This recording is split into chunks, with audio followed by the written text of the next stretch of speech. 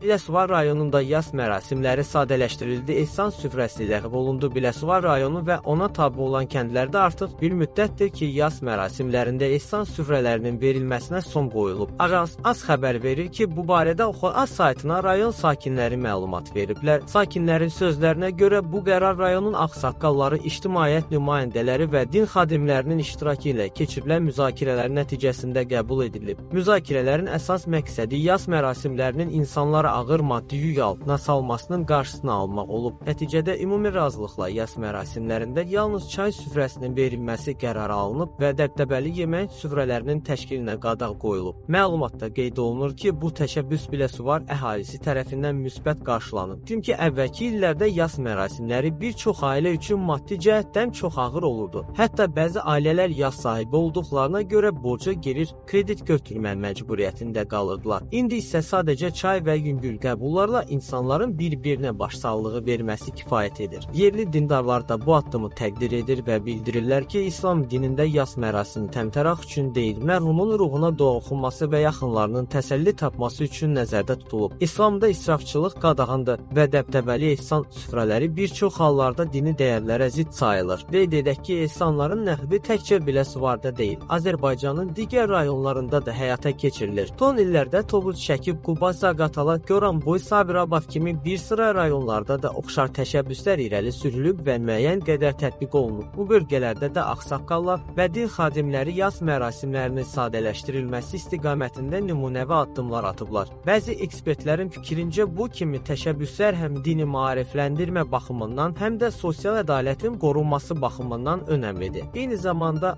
bu qərar vətəndaşların həmrəyliyini və bir-birini anlayışla yanaşmasını da gücləndirir. Biləsuvar rayonu öz həmrəyliyi və ənənəyə çevrilə biləcək bu cəsarətli qərarı ilə digər bölgələr üçün də nümunəvi addım atmış oldu.